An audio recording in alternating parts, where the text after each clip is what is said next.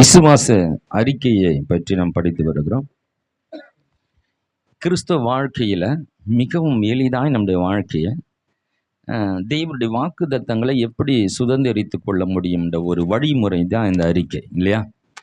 பல நாட்கள் செபித்து அழுது உபவாசித்து இப்படியெல்லாம் தேவனிடத்துலேருந்து நான் ஆசீர்வாதத்தை பெற்றுக்கொண்டேன், விடுதலை பெற்றுக்கொண்டேன் அப்படின்னு அநேகருடைய சாட்சிகளை நாம் கேட்டு இருக்கிறோம். அதெல்லாம் நம்ம இல்லைன்னு சொல்ல முடியாது. அவங்க தெரிந்து கொண்ட ஒரு வழிமுறை, இல்லையா? சிலர் என்ன நினைக்கிறாங்க, நடந்தே போனால் அதை பார்த்து நம்முடைய கோரிக்கை நிறைவேற்றப்படும்னு. இங்கேருந்து சிலர் என்ன பண்ணாங்க, சில கோயில்களுக்கு நடந்து போகிறாங்க, சிலர் வேறு விதமாக போகிறாங்க. சிலர் இந்த கோயில்கிட்ட போயிட்டு அங்கே மணலில் முட்டி போட்டுன்னு போகிறாங்க, அங்கேருந்து ஒரு 1/2 கிலோமீட்ரு, இல்லையா? அவங்க என்ன நினைக்கிறாங்கன்னா, நம்ம இப்படி கடவுளுக்காக இப்படி செய்யும்போது கடவுள் என்ன பண்ணுவார்னா, பார்த்து பரவாயில்ல, நமக்காக இவ்வளோ கஷ்டப்பட்டு வராங்களே, அதனால் உங்களை எதனா செஞ்சிருவாருன்றது அவங்கள்ட்ட தனிப்பட்ட நம்பிக்கை. அதுதான் கிறிஸ்தவத்தில், அதாவது பெந்தகோஸ்த காரியங்களிலும் அது வேறு விதமாக வந்துடுச்சு. நாம் அழுதா கொடுத்துருவார், இல்லையா? உபவாசித்து பட்டினா இருந்து ஜெபம் பண்ண தந்துடுவாருன்றது அது கொஞ்சம் மாற்றி அமைக்கப்பட்டு வேறு விதமாக வந்துட்டு இருக்கு. நல்லா நம்ம புரிஞ்சுக்கிட்டோன்னா, அப்படியும் சிலருக்கு அற்புதங்கள் நடக்குது, அப்படியும் கெடுக்கிறார். பாவம் அழுதுட்டேக்கிறான், போனால் போது கொடுத்துரும். ஒரு குழந்தை தூக்கிட்டு போவோம், எல்லாம் அந்த பொம்மை வித்துட்டு இருப்பான். அது கேட்கும், இவங்ககிட்ட காசு இருக்காது, கம்மியாக இருக்கும், ஏதோ கொஞ்சம் தான் இருக்கும். அந்த குழந்தை என்ன பண்ணோன்னா, அது ஓனோன்னு கத்தும். சில குழந்தை இருக்குது, அது பிறண்டு உருண்டு அழுவும். அது வாங்கி கொடுக்குறவரும் அந்த அழையை நிறுத்தாது. அப்போ அப்பா பார்ப்பாரு, என்னடா இது, நம்ம கையில் காசு கம்மியாக இருக்கு, இந்த குழந்தைக்கு சொன்னாவும் புரியாது, அந்த இவ்வளோ விலை சொல்கிறேன்னு. சரி, குழந்தை அழையை நிறுத்த வேறு வழி இல்லை சொல்லி இருக்கிற காசை போட்டு அந்த பொம்மையும் அது கேட்குறத வாங்கி கொடுத்தோன்னா அது முகத்தில் ஒரு சின்ன சந்தோஷத்தை பார்க்குறதுல அந்த அப்பாவுக்கு பெரிய, அம்மாவுக்கும் பெரிய சந்தோஷம் இல்லை. அதுபோல் தான் சில காரியங்கள் அடம் பிடிச்சு அழுது ஆண்டவரே தந்து தான் ஆகணும்னு சொல்லி கதறி அழும்போது இந்த அழையை நிறுத்துறது இல்லை. சரி, எப்படியாவது சந்தோஷப்படுத்த வேற வழியில் கொடுத்துருவோன்னு சொல்லி ஆண்டவர் சிலருக்கு என்ன பண்ணுறாரு, அவங்களுக்கு கேட்டதை கொடுத்துருக்கிறாரு. அதனால இதுதான் வழிமுறையா? இப்படி கேட்டால் தான் கொடுப்பேன்னு ஆண்டவர் சொன்னார். நீங்கள் எழுததான் தருவேன். ஸ்கூலில் 2 ரப் நோட்டு வாங்கினது சொன்னாங்க. குழந்தை அப்பா கிட்ட ஓன்னு அழுதுனுக்குது. ஏன்டா அழுகுற? ஸ்கூலில் 2 ரப் நோட்டு வாங்கினது சொன்னாங்க. சரிடா, அதுக்கே நான் அழுதுட்டுக்கிறேன். கேட்டால் வாங்கி கொடுக்க போகிறேன், நான் சம்பாதிக்கிறதெல்லாம் உனக்கு தானே. இல்லை, அழுதா தான் நீங்கள் டக்குன்னு கொடுப்பீங்கன்னு ஒரு நம்பிக்கை. அப்படி தான் ஆண்டவர்கிட்ட போய் அழுது கண்ணீர் விட்டுன்னா நம்மளை பார்த்து அவர் செஞ்சிருவார். இப்படி விதமான நம்பிக்கையெல்லாம் கிறிஸ்தவத்தில் வந்துடுச்சு. சில மூட நம்பிக்கைகளும் பெந்தகோஸ்தில் கலந்து போச்சு. என்னதான் ஜீவனுள்ள தேவன், உண்மையுள்ள தேவன் நம்ம சொல்லி கொண்டாலும் சில மனிதருடைய ஆலோசனைகளை வழிமுறைகளையும் இதில் கலந்து விட்டுட்டு இப்படி செஞ்சால் அவர் அப்படி செய்வார் அப்படின்னு சொல்லி இதுவும் மனித நம்பிக்கையும் கலந்து விட்டுட்டாங்க. ஆனால் நம்ம அதுதான் யார் என்ன சொல்கிறாங்கன்றது பெரிய முக்கியம் இல்லை. வேதத்தில் என்ன சொல்லப்பட்டிருக்கிறது? வேதத்தில் தேவன் இப்படி செஞ்சால் இப்படி செய்கிறேன்னு சொன்னாரா? நமக்கு எல்லாவற்றுக்கும் வேதமே ஆதாரமாக இருக்குது. வேதமே, ஆமாம், இந்த வேதம் மாத்திரம்னா நம்ம இயேசுவை வேறு விதமாக காமிச்சிருவாங்க. வேற உலகம், அவர் இப்படி இருந்தாருனுமா, ஒருத்தன் அப்படி இருந்தாருனுமா, இல்லையா? எப்படி இருந்தாருன்றதுக்கு ஆதாரம் எங்கே இருக்குது? எவன் சொல்கிறது நம்பிதான் ஆகணும். அப்படி இந்த உலகத்தில் பல தெய்வங்கள் உண்டாக்கப்பட்டு அதுக்கான ஆதாரம் இல்லை. இப்படி இருந்தாருன்னா அவர் சொல்கிறத நம்பணும். ஏன்னா முன்னோர்கள் சொன்னாங்க, நம்பிக்கிட்டு இருந்தாரா? இல்லை. ஆனால் அந்த வேதம் புத்தகம், ஆதார புத்தகமாக இருக்குது. அல்லேலூயா. இது சரித்திர புத்தகமாக இருக்குது. இயேசுன்னு ஒருத்தர் வந்தார், பிறந்தார், எங்கே வளர்ந்தார், அவர் வீடு இருக்குது, கல்லறை இருக்குது, சிலுவையில் அறையப்பட்ட இடம் இருக்கிறது, அவர் பெதஸ்தா குளம் இருக்கிறது, அவர் செய்த அற்புதங்கள் நடந்த அந்தந்த இடங்கள் இருக்கிறது, அவர் மலையில் உட்காந்து பிரசங்கம் பண்ணாரா, அந்த மலை இருக்கிறது, எங்கெங்கே என்னென்ன பண்ண எல்லாம் ஆராய்ந்து இயேசு கிறிஸ்து என்று ஒருவர் பிறந்தது உண்மை, அதுவும் கண்ணியின் வயிற்றில் பிறந்தது உண்மை, இல்லையா? அவருடைய துணிகளில் இருந்த அந்த இரத்த துளிகளை கண்டுபிடிச்சு அதை அவங்க ஆராய்ச்சி பண்ணி பார்க்கும்போது இது ஒரு ஆணினுடைய விந்தினால் வந்த ஒரு இரத்த கலப்பு கிடையாது, ஒரு பெண்ணுடைய ரத்தம் தான். அதுவும் ஒரு வித்தியாசமா இருக்கிறது. இது பாவமில்லாத ஒரு பிறப்பில் வந்த ஒரு காரியம் என்பதை கண்டுபிடிச்சு அவர் பிறப்பு கண்ணியின் பிறப்பு தான்ன்றதை அதுவும் உறுதி செய்திருக்கிறாங்க இல்லையா. அவர் உயிரோடு எழுந்தாரா இல்லையா என்பது கூட என்ன சொன்னாங்க, அவரை எடுத்துக்கிட்டு போய் அவரை மறைச்சி வச்சுட்டு உயிர் தேர்ந்தவர் சொன்னாங்க நாங்கள். ஆனால் அதையும் கண்டுபிடிச்சி அங்கே இருந்த அரசாங்கத்தில் உயிர் தேர்ந்தவன் சொல்கிறத பெரிய ஒரு விசாரணை கமிஷன்லாம் வச்சு கண்டுபிடிச்சி அந்த காவல் காத்தவர்கள் அங்கே இருந்தவர்களாம் அவங்களெல்லாம் அவங்களோட கொஸ்டின் பண்ணி அவங்களை விசாரணை செய்து அவர் உயிரோடு எழுந்தார் என்பது நிரூபிக்கப்பட்டு இருக்கிறது. ஹல்லேலூயா. அவர் கல்லறையில் அறிஞ்சாங்க, அவரை சிலுவையில் அறிஞ்சாங்க. ஆமாம், பிலாத்து கொடுத்த தீர்ப்பினுடைய நகல் இருக்கிறது, அவர் எழுதின நகல் இருக்கிறது, அவர் சிலுவையில் அறியும்படியே கொடுத்த நகல் இருக்கிறது. அப்போ சிலுவையில் அறிந்தது உண்மை, உயிரோடு எழுந்தது உண்மை, கண்ணின் வயிற்றில் பிறந்தது உண்மை. இதுதான் சுவிசேஷம் இல்லையா. எந்த ஒரு மனிதனும் ஆணுடைய தொடர்பாக பிறந்ததில்லை. ஆனால் இயேசு ஒரு கண்ணின் வயிற்றில் பிறந்தார். அது ஒரு அற்புதம். ஹல்லேலூயா. கல்வாரியில் மறுத்தது ஒரு பெரிய அற்புதம், பெரிய அற்புதம். ஏன்னு கேட்டா அவரை யாரும் பிடிக்கும்ல, அவரை ஒப்பு கொடுத்தாரு, அவரை ஜீவனை கொடுத்தாரு.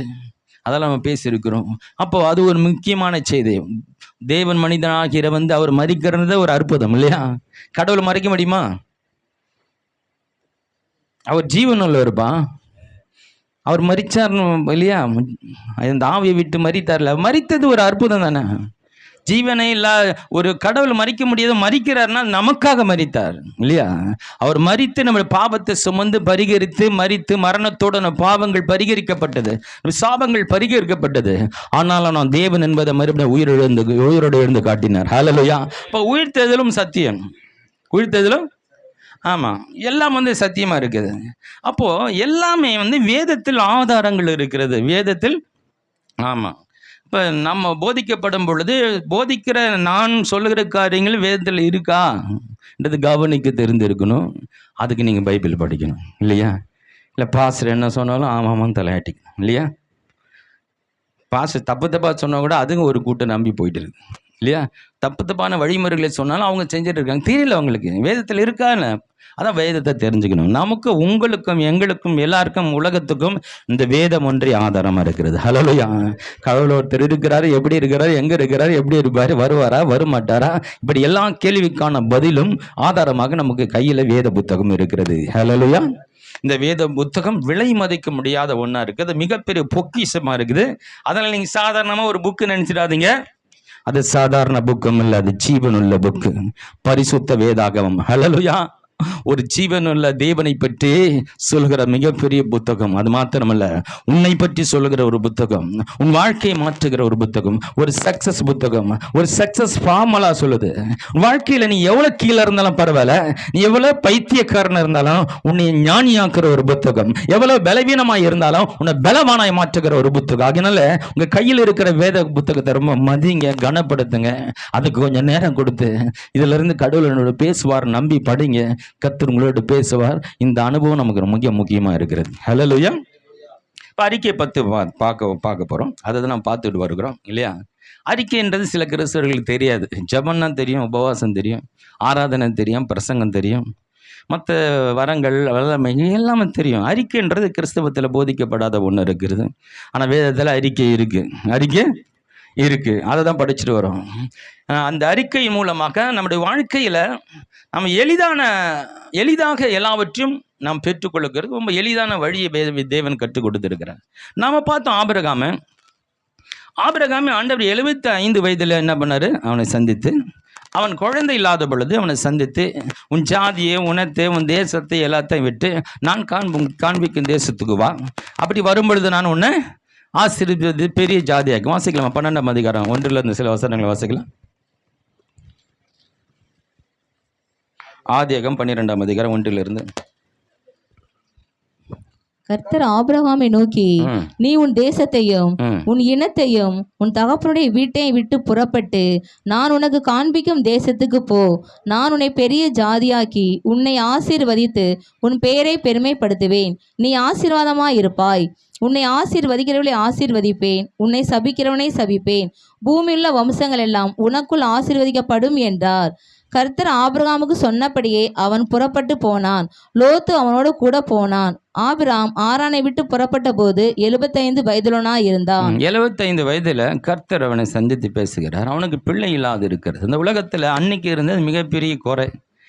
இன்னைக்கு அது பெரிய குறையே இல்லை. எங்கே பார்த்தாலும் குழந்தை இல்லைன்னு ஓடிக்கிட்டு டாக்டரை தேடிக்கிட்டு, சின்ன பிள்ளைங்களுக்கும் வயசானவங்களுக்கும் இது ஒரு பொதுவான பிரச்சனை ஆயிடுச்சு. ஆனால் அப்படி கிடையாது அன்னைக்கு. அப்போ இவனுக்கு மிகப்பெரிய பிரச்சனை அது இல்லையா? இவனுக்கு மட்டும்தான் அந்த பிரச்சனை இருந்திருக்கு. அன்னைக்கு அந்த மாதிரி காரியங்களே இல்லை. சரீரம் நல்லா இருந்து பலனாக இருந்தது, எல்லாம் ஆரோக்கியமான உணவுகள், அவங்களுக்கு நல்ல காரியங்கள் இருந்ததுனால அது அந்த காலத்தில் அப்படி யாருக்கும் குறைகள் இல்லை. இவனுக்கு மட்டும் இருந்தது. கர்த்தர் அவனை இப்படிப்பட்ட ஆளை வைத்து தான் நான் தேவன் என்று காட்ட வேண்டும். அல்லேலூயா. தேவனுடைய அந்த இது பாருங்களேன், அழைப்பின் நிறைவேற்ற பாருங்களேன். இது யாருக்கும் இந்த உலகத்திலேயே நல்லா இருக்கணும் பிடிச்சின்னு ஆசீர்வச்சு அதில் அவருக்கு பெருமை இல்லை. ஒன்றும் இல்லாத, நடக்காத, கிடைக்காத, ஆகாது இப்படிப்பட்ட பிடிச்சா அதை அவனுக்கு ஒன்று செஞ்சு, டாக்டர் கைவிட்டாரா? இல்லை டாக்டர் சொல்லிட்டாருங்க இனிமேல் இதுக்கு வைத்தியம் கிடையாது, சாப்பிட்ற வரைக்கும் மருந்து சாப்பிடணும். அப்போ உன்னை வச்சு தான் ஆண்டவர் அற்புதம் செய்ய விரும்புகிறார். ஹல்லேலூயா. டாக்டரும் முடியாதுன்னு அப்போ என் தேவனால முடியும் அதை செஞ்சு காட்டும்போது தான் தேவனுடைய நாமம் மகிமைப்படும். ஹல்லேலூயா. எல்லாரும் முடியாது, யாருக்கும் கிடைக்காது, யாருக்கும் இல்லை, இந்த மாதிரியான ஒரு சிச்சுவேஷனை மாற்றுவதன் மூலமாக தான் தேவன் மகிமைப்பட விரும்புகிறார். ஹல்லேலூயா. அப்போ அப்படிப்பட்ட ஒரு ஆளை செலக்ட் பண்ணி இவனுக்கு ஒரு குழந்தைய கொடுத்து இவனை வச்சு ஒரு புதிய சந்ததி, ஒரு பரிசுத்த சந்ததி உருவாக்கணுன்றது அவனை கொண்டு ஒரு திட்டத்தை வைத்து கொண்டு அவனை அழைக்கிறார். அவனும் அவருடைய வார்த்தையை நம்பி என்ன பண்ணுகிறான்?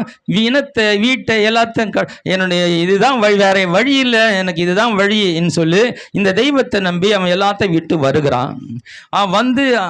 அப்படி வார்த்தையை விட்டு கொடுத்துட்டு சொல்லிட்டு அப்படியே விட்டுருல. வேதத்தில் தொடர்ந்து அந்த 12ஆம் அதிகாரத்திலேருந்து நீங்கள் வாசித்துட்டு வரணும், தொடர்ந்து ஆபிரகாமுடைய வாழ்க்கை வரலாறு தான் தொடர்ந்து வந்துட்டு இருக்கோம். ஆனால் அப்பப்போ வராரு, திரும்ப ஆண்டவர் தரிசனம் கொடுத்து அவனுக்கு செய்ய போகிறத கொடுத்து அடிக்கடி பேசுகிறத நீங்கள் தொடர்ந்து அநேக இடங்களில் இப்போ வாசிக்க முடியும். ஒரு முறை என்ன செய்கிறார் ஆண்டவர்? நான் என்னுடைய வேலைக்காரன் விசாரணைக்காரனாக இருக்கிறானே, எனக்கு பிள்ளை இல்லாமல் இருக்கிறேன்னு சொல்லி ஒரு முறை அந்த ஆண்டவர்கிட்ட கேட்குறான். அவர் பேசும்போது அவர் என்ன சொல்கிறாரு? கையை பூச்சி கொண்டு வா, வானத்தை பாருங்கிறார். வானத்தின் நட்சத்திரத்தை பார்த்து, இதோ இது என்ன கூடுமானால் என்ன, இப்படி தான் அவனுடைய சந்ததி இருக்க போகிறது. கடற்கரை மணலை காட்டுகிறாரு. இந்த மண்ணை எடுத்து என்ன முடியுமா? என்ன முடியாது, அப்படி தான் அவன் சந்ததி இருக்க போகுதுன்னு சொல்லி அந்த அழைப்பு கொடுத்து தன்னுடைய வார்த்தையை கொடுத்து அந்த வார்த்தையை நம்பி வந்த ஆபிரகாமுக்கு அவனை விசுவாசத்தை தூண்டும்படியாய், விசுவாசத்தை அதிகரிக்கும்படியாய், அந்த வார்த்தையை நிறைவேற்றும்படியாக அவனை தொடர்ந்து என்ன பண்றாரு? கடவுள் தொடர்ந்து பேசி கொண்டே இருக்கிறார். அவனை விசுவாசம் அதிகரிக்க அநேக காரியங்கள் சொல்லி கொண்டு வருகிறார். சில நேரத்தில் வானத்தை காட்டுறாரு, சில நேரத்தில் பூமியை காட்டுறாரு, மணலை காட்டுறாரு. இப்படி தம்பா இருக்க போது இந்த காட்சியை பாருண்டாரு. இதெல்லாம் பார்த்து கூட அவனுக்கு என்ன சரியான விசுவாசத்தில் அவனால் வளர முடியல. நடுவில் என்ன நடக்கு? ஒரு குறுக்கு பாதையில் புகுந்து அவன் ஒரு குழந்தையை பெற்றுக்கொண்டு இதுவே போதமான்னு சொல்லி என்ன பண்ணுகிறான்? அந்த தரிசனத்தை விட்டு மறந்து போய் நான் அதன் மேல் நம்பிக்கை இல்லாதவனாக இருக்கிறேன். ஆனால் வாக்கு பண்ணினவர் உண்மை உள்ளவராக இருக்கிறார். ஹல்லேலூயா. உன்னை கொண்டு ஒரு ஜாதி உருவாக்குவேன், உன்னை கொண்டு ஒரு தேசத்தை உண்டாக்குவேன், உன்னை கொண்டு ஒரு இனத்தை உண்டாக்குவேன் நான் வாக்கு பண்ணின்னு இருக்கிறேன். நீங்க வேற ரூட்ல போய் வேற எதை யோசித்து கொண்டு இருக்கிற. ஆனாலும் தேவன் திரும்ப என்ன சொல்லுகிறாரு? ஒரு சின்ன என்ன பண்றாரு? ஒரு அற்புதமான ஒரு டெக்னிக்கை அவன் விசுவாசம் அதிகரிக்க ஒரு வழிமுறையை ஆண்டவன் என்ன பண்றாரு? அவனுக்கு சொல்லிக் கொடுக்கிறாரு. இந்த 24 வருஷம், அதாவது இந்த 75 வயசுலேருந்து 99 வயசு வரைக்கும் அவனுடைய வாழ்க்கையில் என்னாச்சு? நம்பி வந்த விசுவாசம் அப்படியே கொஞ்சம் கொஞ்சமாக குறைஞ்ச ஆண்டவர் நடுவில் சந்தித்து பேசி கூட வளரல. நடுவில் ஒரு குழந்தையை பெற்றுக்கொள்ள வேலைக்காரி மூலமாக அந்த விசுவாசம் இதுவே போதண்டா அப்பான்னு சொல்லி இருக்கிறான். அப்படி இருக்கும்போது ஆண்டவர் 99 வயசில் பேசுகிறார். பேசி தன்னுடைய வாக்குத்தத்தை நினைவு கூறுகிறார். நினைவு கூறுறது மத்தியில் ஒரு சின்ன மாற்றத்தை கொண்டு வருகிறார். ஒரே ஒரு எழுத்து மாட்டி போட்டு அவனுடைய பேரை மாற்றி இனி நீ ஆபிராம் என்று சொல்லப்படாமல் ஆபிரகாம் என்று அழைக்கப்படுவாய், நீ ஜாதிகளுடைய தகப்பன் என்ற ஒரு வார்த்தையை, ஒரே ஒரு எழுத்தை மாற்றி அதோட அர்த்தத்தை மாற்றி என்ன பண்ணுறாரு? ஒரு டெக்னிக் பண்ணுறாரு. அந்த அந்த ஒரு டெக்னிக்னா மாயாஜாலம்னு சொல்லலாம். அந்த மாயாஜாலத்துடைய என்ன நடக்க போகுதுன்றது அவனால் கூட உறுதிப்படுத்திக்க முடியல. அந்த பேரை மாற்றும் போது கூட இது நடந்துருமான்றது அவனுக்கு கேள்விதான். ஏன்னா நகைக்கிறான், சிரிக்கிறான். சொல்லும் போது சிரிப்பாக வருது. நீங்கள் சொல்லும் போது 75 வயசில் கொஞ்சம் சுமாராக இருந்தேன், 83 வயசில் நான் இந்த இஸ்மவேலை பெற்றெடுக்கும் போது ஏதோ உடம்புல கொஞ்சம் ஸ்ட்ரென்த் இருந்தது, குழந்தை பெற்றக்கூடிய ஒரு வாய்ப்பு இருந்தது. நான் அந்த குழந்தைய பெற்றுக்கிட்டேன். இப்போ 99 வயசு ஆகிறது. இப்போ எப்படி நான் குழந்தை பெற்றுக்கிறது? அவனுக்கே புரியுது சரீரத்தில் பலன் இல்லை.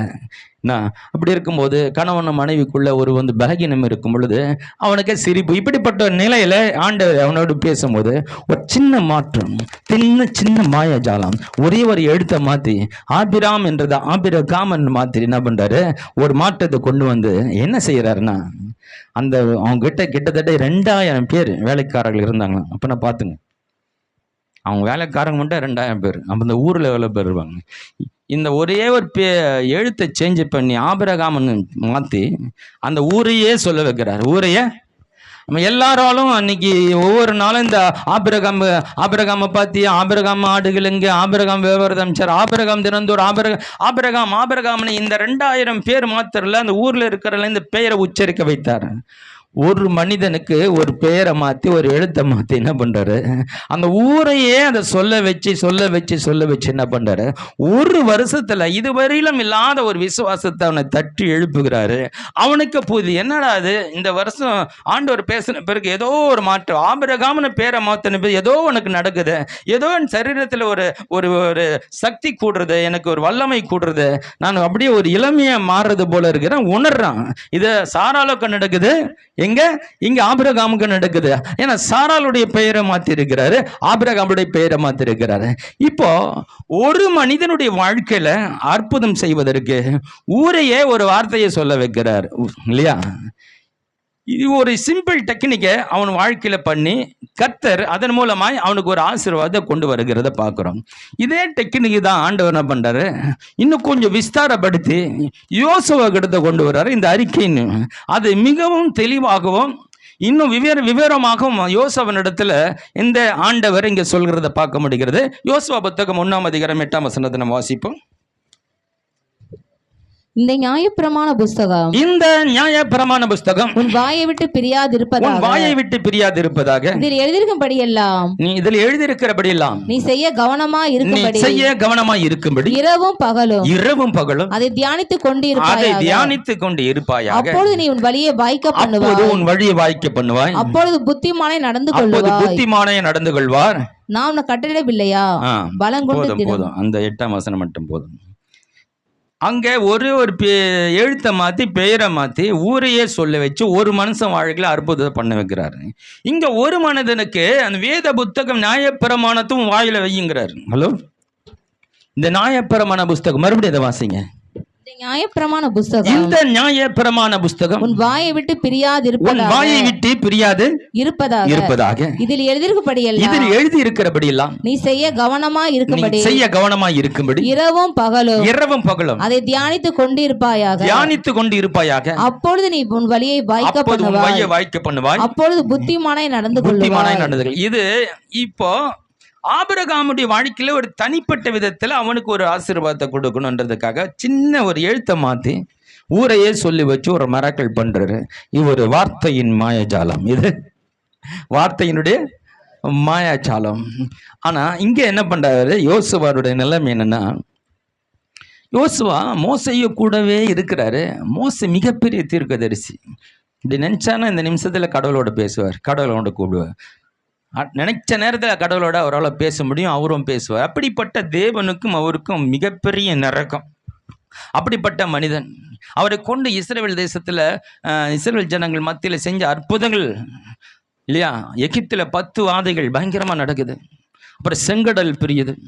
ஒரு பக்கம் பார்வோனுக்கும் இந்த பார்வோன் சேனைக்கும் இஸ்ரவேல் ஜனங்களுக்கு நடுவாய் ஒரு அக்கினி ஸ்தம்பம் தடுத்து கொண்டு இருக்கிறது. ஒரு பக்கம் மேக ஸ்தம்பம் இருக்கிறது. காடைகள் விழுகிறது. மன்னா வானத்தில் இறங்கி வருகிறது. 40 ஆண்டுகள் அந்த உணவு கிடைத்து கொண்டு இருக்கிறது.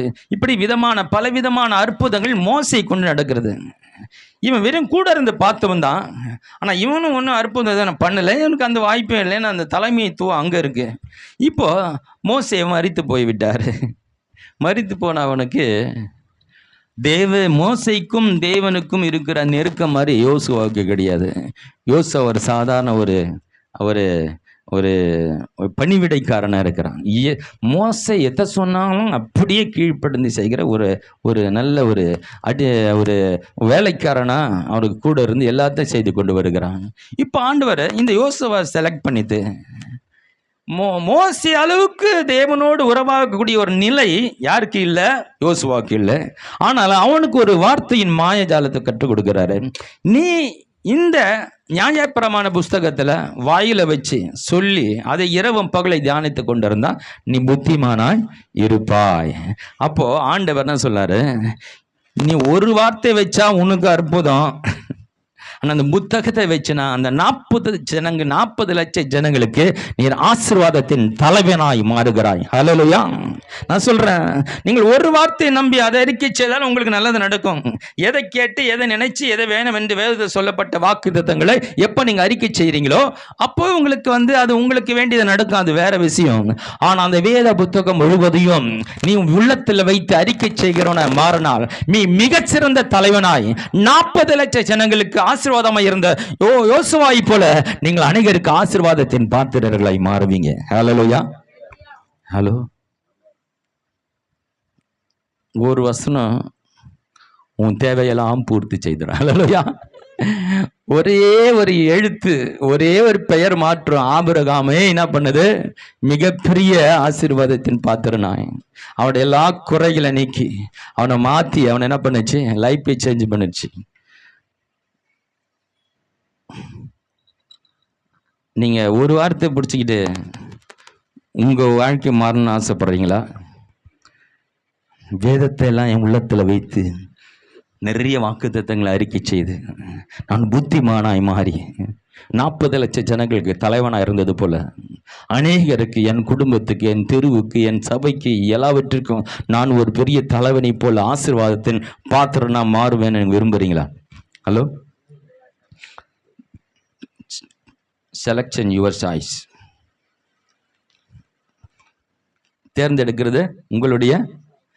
ஐயா, ஒரு சின்ன வீடு, ஒரு பைக்கு இல்லையா, ஒரு பெட்ரூமு, ஒரு ஹாலு, அதில் ஒரு சின்ன ஏசி, சின்ன ஆமாம் வெயில் ரொம்ப காத்திருக்கணும், வண்டி ஓட்டுறதுக்கு ஒரு இடம், போதையா வாழ்க்கை, போதையா ஆமாம் படுத்தா நிம்மதியாக தூக்க வரணையா. ஒன்றும் இல்லை, ஒரே ஒரு வசனத்தை போச்சு போதும். கர்த்தரை தேடுகிறவர்களுக்கோ ஒரு நன்மையும் குறைபட.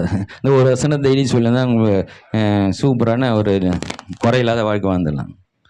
ஆனால் என் வாழ்க்கையும் ஆசீர்வாதமாக மாறுகிறது மாத்திரம் இல்லை, என்னை சார்ந்தவர்கள், என்னை பார்க்கிறவர்கள், என்னோடு பேசுகிறவர்கள், என் குடும்பம், என் தெருவு, என்னுடைய சபையார் எல்லாருமே ஒரு ஆசீர்வாதத்தின் பாத்திரமாக வரணும்னா நிறைய வேத வசனத்தை இருதயத்தில் வைத்து நான் சொல்லி நான் புத்திமானாய், நான் ஒரு தெளிந்த புத்தி உள்ளவனாய், எல்லாவற்றையும் புரிந்து கொள்கிறவனாய், எல்லாவற்றையும் செய்து முடிக்கிறவனாய் மாறும்போது நான் எல்லாருக்கும் ஒரு ஆலோசனைக்காரனா, எல்லாருக்கும் ஒரு வழிகாட்டியா, எல்லாருக்கும் ஒரு பெரிய நான் ஒரு முன் உதாரணமா இருந்து அநேகருக்கு ஒரு ஆசீர்வாதத்தின் பாத்திரனா மாறணும்னா நீ இன்னும் வேதத்தை நிறைய படிச்சு இதயத்தில் வைக்கணும்.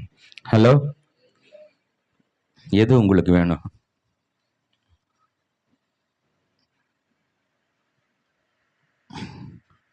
என் வீடு, என் குடும்பம், என் ஆசீர்வாதம், நான் நல்லா இருக்கேன்னு நினச்சேன்னா அது சுயநல கிறிஸ்தவம். ஹலோ, நான் நல்லா இருந்தப்போ சின்ன வீடு, எங்கள் சாப்பாடு கிடச்சா போதுங்க, படுக்க இடம் கிடச்சா போதுங்க, சின்ன சம்பளம் கிடச்சேன், வந்தோமா வேலைக்கு போனோமா, சர்ச்சுக்கு போனோமா, படுத்தணுமா, தூங்கணுமா, ஒரு நிம்மதியான வாழ்க்கை. நிம்மதியான ஆமாம், யாருக்கும் வம்பு தம்புவும் போல. நான் சர்ச்சுக்கு போனேன், நான் வந்தேன், நான் சாப்பிட்டேன், எனக்கு நல்ல ஒரு சின்ன வருமானம் கிடச்சிது, தேவையெல்லாம் பூர்த்தி ஆயிடுச்சு, என் பிள்ளைங்க நல்லா இருக்காங்க, நல்லா படிக்கிறாங்க, நல்லா இருப்பாங்க. இதெல்லாம் என்ன? ஒரு விதமான சுயநல வாழ்க்கை, ஒரு விதமான சுயநல வாழ்க்கை. ஆனால் நம்மளை சுயநல வாழ்க்கைக்கு தேவன் அழைக்கலை நம்மளை. ஆமாம், இலவசமாய் பெற்றீர்கள், இலவசமாக கொடுங்களா? அப்படின்னா நல்லா பெற்றுக்கொள்ளுங்க, நல்லா கொடுங்க, நல்ல ஆசீர்வாதமாக இருங்க, நீங்களும் ஆசீர்வாதமாக இருங்க, மற்றவங்கள ஆசீர்வாதமாக வைங்க. ஒரு வசனம் வாசித்தேன், வாழு வாழ விடு, வாழு. ஆமாம், அது ஒரு பெரிய ஒரு ஞானி சொல்லியிருக்கிறார். இன்னைக்கு ஆட்டோக்களில் எழுதுனது வாழு வாழ விடு. அப்படின்னா என்னன்னா, நீயாவது நல்லாரு இல்லையா, என்னதான் நல்லா இருக்க விட்டுரு, நீ ஏன் நல்லா இருக்க மாட்ற, என்னையும் விட மாட்ற, நீயும் நல்லா இருக்க மாட்டேற, என்ன நல்லா இருக்க மாட்டேற. ஒன்று நீ நல்லா இரு, இல்லை என்னாவது விடு. இதுதான் அதுக்கு அர்த்தம். இதான். ஆனால் வேதம் என்ன சொல்கிறேன்னா, வாழ வெய்யி. என்ன சொல்லுது? நீ நல்லா இரு, மற்றவங்களாம் நல்லா வச்சுக்கோ. நீ ஆசீர்வாதமாக இரு, மற்றவங்கள ஆசீர்வாதமாக வச்சுக்கோ.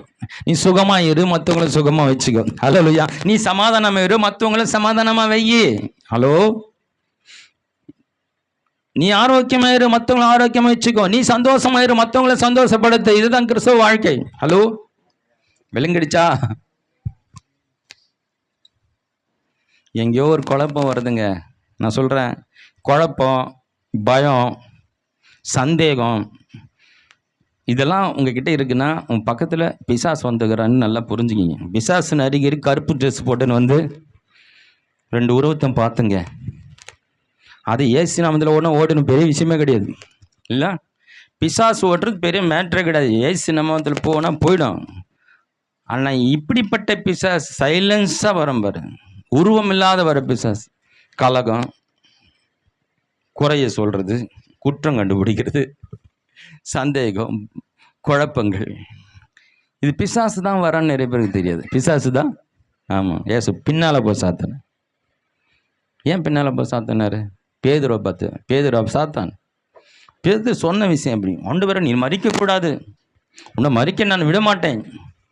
ஐயா, இது 4000 வருஷம் தீர்க்க தரிசனம். அதுக்கு தான் ஒரு பிறவி எடுத்து நான் வந்திருக்கிறேன். நான் மறிச்சா தான் இந்த உங்களுக்கு விடுதலை. அதுதான் என் வேலையே. அதை தான் வந்துடுறேன். அதை வந்து இப்போ என்ன சொல்கிற பேதுரு? ஆண்டவரை நீ மறிக்கக்கூடாது. அப்போனா அது தேவ சித்தத்துக்கு முரணாக பிசாசு இந்த பேதுருவை பயன்படுத்துகிறான். பேதுரு வார்த்தை அடுத்த செகண்டை கண்டுபிடிக்கிறான் ஆண்டவர். ஹலோ, அடுத்த நொடியில் கண்டுபிடி. ஏன் தெரியுமா கண்டுபிடிச்சாரு? அவர் வேத வசனத்தில் தெளிவாக இருந்தார். தன்னை பற்றி தேவன் என்ன சொல்லியிருக்கிறாரு, நான் எதுக்கு வந்திருக்கிறேன், எதுக்கு செயல்பட்டு கொண்டு இருக்கிறேன், நான் எதை செய்யணுன்றது தெளிவாக இருக்கிறார். நான் வேத வசனத்தின்படி வாழ்ந்து கொண்டு இருக்கிறாரு. அப்போ ஒரு நோக்கம் தெரியுது, தெளிவித்து. இதுக்கு தான் அது குறுக்கா வேற ஒரு காரியம் வரும்போது டக்குன்னு தெரியுது. இவன் தான் சாத்தான். பின்னால் போ சாத்தான் என்றார். பின்னால் போ. ஆமாம், உங்கள் வாழ்க்கையில் நம்ம எதை நோக்கி போய் கொண்டு இருக்கிறோம்? ஒரு சமாதானம், ஒரு சந்தோஷம், ஒரு நிறைவு நோக்கி போய் கொண்டு இருக்கிறோம் இல்லையா? அங்கே ஒரு சந்தேகம் வருது, அல்லது அங்கே ஒரு குழப்பம் வருதும்போது நீ ஜாக்கிரதையாக இருக்கணும். உனக்கு வேத வசனம் புரிந்து இருக்கணும். பிசாசுடைய வருகையை புரிந்து கொள்ளணும். நீ அவனுக்கு எதிர்த்து நின்றால் அவங்களை விட்டு ஓடி போவான். முதல்ல அவன் தான் வந்துக்கிறான் தெரிஞ்சதான் நீ எதிர்த்து நிற்ப. அதுதானே குழப்பம். கிறிஸ்தவங்களை குழப்பம் என்னன்னா, பிசாசு தான் வந்துக்கிறான்னு தெரியாது. பிசாசு தான். ஆமாம், பேதுரு தான் சொல்கிறான்னு நினைக்கல. பேதுரு சொல்ல, பேதுருக்குள்ளே இருக்கிற பிசாசு பேசுகிறான்னு ஆண்டவர் புரிஞ்சுது. பின்னாக போ சாத்தனுங்கிறார் இல்லையா? இப்போ நம்ம சரியான காரியத்தை ஈடுபட்டு கொண்டு இருக்கும்போது ஒருத்தர் எதிரான குறுக்காய் வந்து அதற்கு எதிராக பேசும்போது நீங்கள் கவனமாக இருக்கணும். அவங்க கொண்டு பிசாசு, அவங்கள பிசாசு பயன்படுத்துகிறாங்க. அவங்கள பிசாசு. ஆமாம், அங்கே வேதத்துக்கு புறம்பாய் அல்லது நம்ம ஆண்டவர் திட்டத்துக்குள்ள போய் கொண்டு இருக்கும்போது குறுக்க வந்து வேற ஒரு காரியத்தை இப்படி பண்ணு அப்படி பண்ணும் போது கொஞ்சம் கவனமாக இருக்கணும். நாம் சரியாக தான் போகிறோமான்னு முதல்ல புரிஞ்சுக்கணும். ரெண்டாவது, அவங்க பேசுறது வேத வசனத்தின்படி ஏற்கனவே புரிஞ்சுக்கணும். அப்படி இல்லைன்னா சாத்தான் கொண்டு வரணும் புரிஞ்சுக்கிட்டு அதை எதிர்க்க தெரிந்திருக்கணும். ஹல்லேலூயா. இல்லைன்னு வச்சுக்க, அவங்க தான் பேசுகிறாங்க, அவங்க நல்ல ஐடியா கொடுத்தாங்க, இல்லைன்னா அவங்க நம்ம கவுந்து போடுவோம். இதான் நம்ம புரிஞ்சுக்கணும். ஆண்டோட பிள்ளைகளாக இருக்கிற நம்ம தேவ பிரசனத்திலே வாழ கற்றுக்கணும். வாழ்ந்து கொண்டு இருக்கும்போது திடீர்னு நம்முடைய தேவ பிரசனத்தை இழக்கும்படியாக ஒரு சூழ்நிலை வரும். நம்மளை என்ன பண்ணுவாங்கன்னா, போஸ் பண்ணி அவங்க கோபமாக பேசி நம்மளை கோவப்படும் வருமே என்ன பண்ணுவாங்க, ஒரு சிச்சுவேஷன் வரும். அப்படி நம்ம கோவப்பட்டு நம்மளும் கூட பேசணும்னா அங்கே நம்ம சமாதானம் போய்டும். அவங்க சமாதானம் இழந்துட்டு இருக்கிறாங்க. அவங்க இழந்துட்டு தான் வந்து பேசிட்டு இருக்கிறாங்க. அவங்க சமாதானமாக இருந்தால் நம்மக்கிட்ட அப்படி பேச மாட்டாங்க. அவங்களுக்குள்ள சமாதானம் இல்லாத நம்ம மேலே வந்து ஃபோர்ஸ் பண்ணி கோவப்பட்டு ஏதாவது பதில் சொல்லணும்னு நினைக்கிறாங்க. நாங்கள் அமைதியாக, நீ 1000 பிரச்சனை பண்ணாலும் நான் கோபமே பட மாட்டேன். எவ்வளோ என்னை தூண்டி விட்டாலும் வந்திருக்கிறது நீ தான் நான் புரிந்து கொண்டேன். வந்திருக்கிறது அந்த ஆள் இல்லை, அந்த ஆளுக்குள்ளே ஒன்று வந்துக்குது.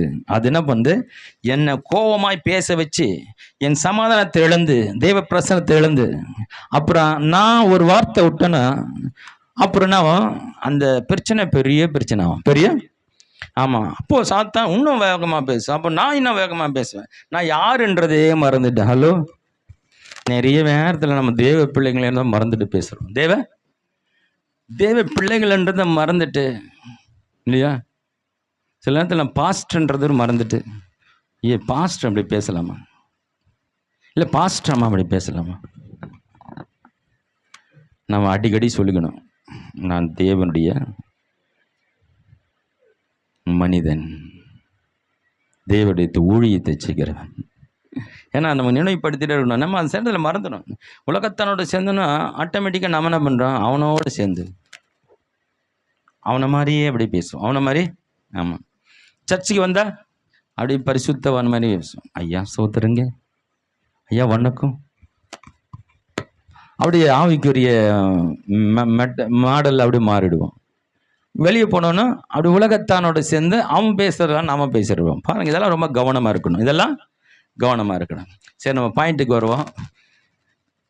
என்ன பேசணும் கடைசியா? யோசுவா பற்றி பேசணும் இல்லையா? இப்போ யோசுவாவுடைய என்ன சொல்றார், இந்த நியாயப்பிரமாண புஸ்தகம் உன் வாயில் இருக்கணும், இரவும் பகலை தியானித்து கொண்டு வரணும், அது புத்திமானாய் மாறுவாய். இப்போ மோசையுடைய அனுபவம் இந்த யோசுவாவுக்கு இல்லை. அதனால ஆபிரகாமுக்கு பயன்படுத்தின அந்த டெக்னிக்கை, அறிக்கையின் டெக்னிக்கை கொண்டு வந்து இந்த யோசுவாவுக்கு என்ன பண்றாரு, விரிவாய் சொல்லிக் கொடுக்குறாரு. நீ ஒரு வார்த்தை சொல்லணும் இல்லை, இந்த வேத புத்தகம் முழுவதும் நீ என்ன பண்ண, வாயில வச்சு சொல்லிட்டே இருக்கணும். இதையே யோசிக்கணும், இதையே தியானிக்கணும். அப்பதான் இந்த 40 லட்சம் ஜனங்களை வழி நடத்தக்கூடிய புத்திமானாய் மாறுவாய். ஹல்லேலூயா. சொல்றது கேட்டுறீங்களா? குடும்பம் நடத்துறது இந்த 4 பேரை வச்சுட்டு நான் நடத்துறது இருக்குது குடும்பம். ஒரு பக்கம் அம்மா, ஒரு பக்கம் பொண்டாட்டி, என்ன இதில் வேற நாத்தனாரங்க வேற நடுவில் வந்துட்டு, இன்னும் ஒரு குடும்பத்தில் ஒரு 5-6 பேர் தான் அவங்கள மெயின்டைன் பண்ணுறது. அப்போ சொல்லுவாங்க, மோசை எப்படித்தான் 40 லட்சம் ஜனங்களை அவர் ஒவ்வொருத்தன் ஒவ்வொன்றும் என்னன்னு சொல்லியிருப்பான், எப்படி தான் அவர் பொறுமையாக இருந்தார், எப்படி தான் அவர் வழி நடத்தினாருன்னு சொல்லுவாங்க. மோசே எப்படி வழி நடத்தினாரா இல்லையோ, ஆனால் யோசுவாவுக்கு ஒரு அருமையான டெக்னிக் சொல்லிக் கொடுக்குறார். ஹல்லேலூயா. நீ புத்திமானாய் மாறிட்டா. இப்போ மோசே புத்திமானன்னு சொல்லலை, எங்கன்னா சொல்லியிருக்கிறார், அவன் சாந்த குணம் உள்ளவன். சாந்த குணம், அவன் எங்கும் உண்மை உள்ளவன், எங்கும் அவன் சிநேகிதனை போல தேவனோடு பேசுகிறான். அவன்கிட்ட ஒரு விசேஷ தேவனோட ஒரு அனுபவம் இருந்தது, தேவனோடு பேசுகிற அனுபவம். அவன் உண்மை உள்ளவன் இல்லையா? அதே நேரத்தில் சாந்தமாக இருப்பான். இதெல்லாம் அவனுக்குள்ள இருந்தது. ஆனால் அவன் புத்திசாலின்னு பைபிள் இல்லை. ஆனால் ஆண்டவர் இவனை யோசுவாய் புத்திசாலியாய் மாற்றுவதற்கு ஒரு வழியை கற்றுக் கொடுக்கிறார். நீ புத்திசாலி ஆயிட்டனா எல்லாரையும் கண்ட்ரோல் பண்ணிடுவான். அல்லையா? குடும்பத்தை கண்ட்ரோல் பண்ணிடுவேன். எல்லாரும் நீ என்ன பண்ணுவ, உன்னால கண்ட்ரோல் பண்ண முடியும். உனக்கு வேற ஒரு காரியத்தை சொல்லுகிறேன். ஏன்னா மோசே எல்லாத்தையும் தேவனிடத்துல கேட்டு கேட்டு செய்து கொண்டு இருந்தான் இல்லையா? அவனுக்கு வேற ஒன்றும் தெரியாது. செங்கடாலாம் போன ஆண்டவரே எவ்வளோ கத்துறாங்க, என்ன பண்ணும், நீ கோலை நீட்டுப்பான்.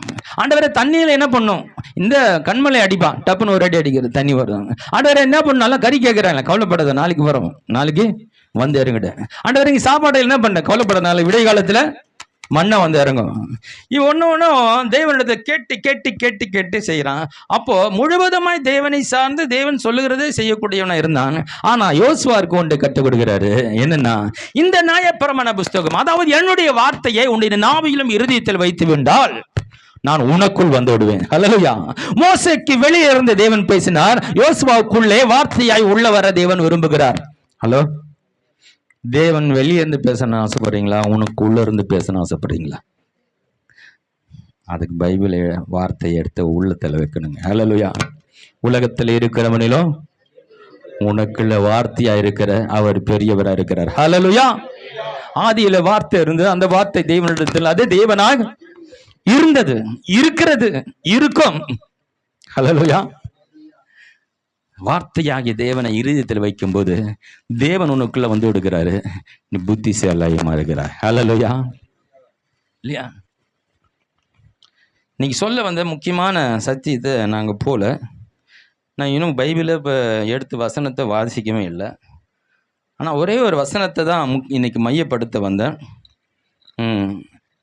அதுக்குள்ளே நான் போகலை, அதுக்குள்ளே நேரம் ஆயிடுச்சு. இருந்தாலும் அந்த ஒரு வசனத்தை உங்களுக்கு நினைவுபடுத்த நான் விரும்புகிறேன்.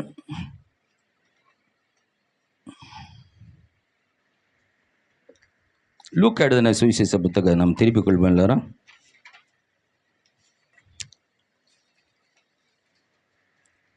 19ஆம் அதிகாரத்தில் 22வது வசனத்தை வாசிப்போம்.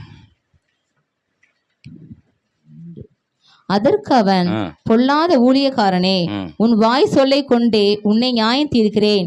நான் வைக்காத எடுக்கிறவனும் விதைக்காத அறுக்கணுமான கடினமுள்ள மனுஷன் என்று அறிந்தாயே, பின்ன ஏன் நீ என் திரவியத்தை காசு கடையிலே வைக்கவில்லை?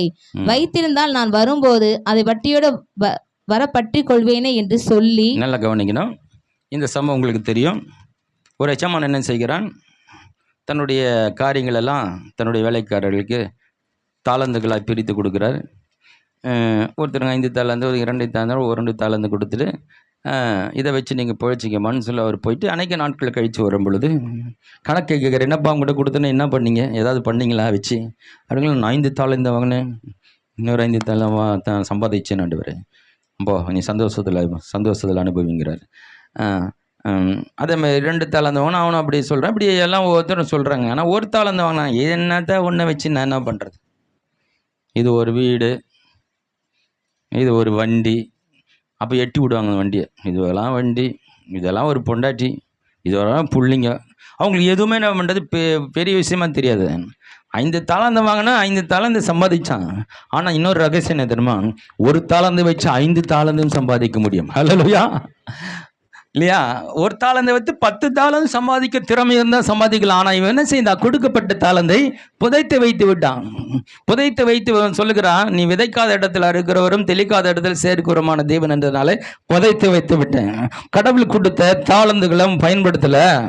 கணக்கு கேட்க வந்த தேவனிடத்துல ஆண்டவர் சொல்லுகிறார், நான் உன்னுடைய வார்த்தையின்படியே அந்த வசனம் சொல்லுவோம், வாய் சொல்லை. அவன், பொல்லாத ஊழியக்காரனே, உன் வாய் சொல்லை கொண்டே உன்னை நியாயம் தீர்க்கிறேன். அதை சொல்றேங்க, நியாய தீர்ப்போம் உன்னுடைய வாயின் வார்த்தையின்படி தான் ஆண்டவர் கொடுக்குறார். ஹலோ, ஆண்டவர் தீர்ப்பு எழுதினாலும் கூட நீங்க சொல்றதை வச்சு தான் உங்களுக்கு தீர்ப்பு எழுதுகிறார். இருக்கீங்களா? நல்லா புரிஞ்சுக்கிங்க. அந்த பக்கம் ஒரு குற்றவாளி, இந்த பக்கம் ஒரு குற்றவாளி, நடுவில் ஜட்ஜு உட்காந்துட்டுக்கிறார். அவன் பிரச்சனை அவன் சொல்கிறான், இவன் பிரச்சனை இவன் சொல்கிறான். ரெண்டுத்தையும் விட்டு கவனிக்கிறார்.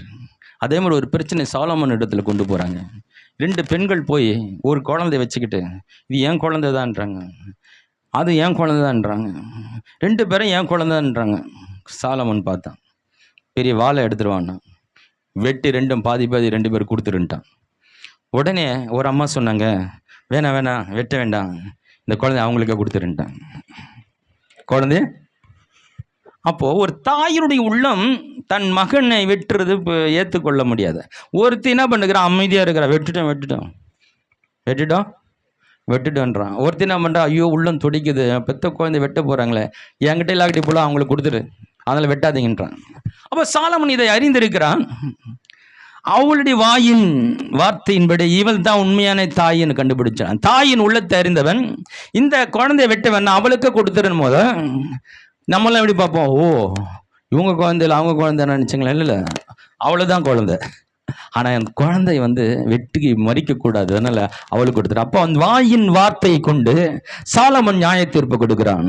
சாலமோனிலும் பெரியவர் நம் மத்தியில் இருக்கிறார். ஹல்லேலூயா. உன் வாழ்க்கைக்கான தீர்ப்பை உன் வார்த்தையை கொண்டு கொடுக்கிறவராக இருக்கிறார். அருமையா தேவன பிள்ளைகளை, எனக்கு ஏன் அப்படி நடக்குது, எனக்கு ஏன் அப்படி கேள்வி கேட்குறீங்களே? உங்களுக்கு தான் இந்த பதில், உங்களுக்கு தான். உங்கள் வாயின் வார்த்தையின்படி தான் உங்களுக்கு நடந்து கொண்டு இருக்கிறது.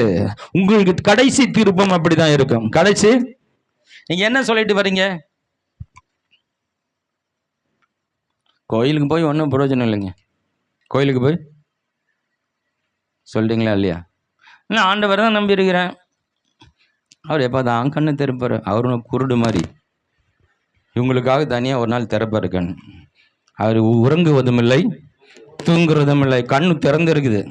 உன் கண்ணு சரியில்லை, உன் கண்ணு சரியில்லை. அவர் பார்க்கக்கூடிய தரிசிக்கக்கூடிய இருதயம் சுத்தமாகல. இருதயத்தில் சுத்தமுள்ளவர்கள் பாக்கியவான்கள், அவர்கள் தேவனை தரிசிப்பார்கள். பல அசுத்தங்களை இருதயத்தில் வைத்துக்கொண்டு தேவனை பார்க்க முடியல. கண்டதை பார்த்து கொண்டு இருக்கிற, மனுஷங்களை பார்க்கிற, மல காரியங்களை பார்க்கிற. உன் இருதயம் சுத்தமா இருந்தா தேவனை பார்க்கலாம். ஹல்லேலூயா. தேவனை பார்த்துட்டேன்னு வச்சுங்க, ஒருத்தர் இருந்தா அவர் எப்படிப்பட்டவரோ அவரு பாருங்க, அவன் பார்க்கவே இல்லை அவரை. ஆனால் ஆள் எப்படி ஒஸ்ட்டு, ஆள் ஒஸ்ட்டு.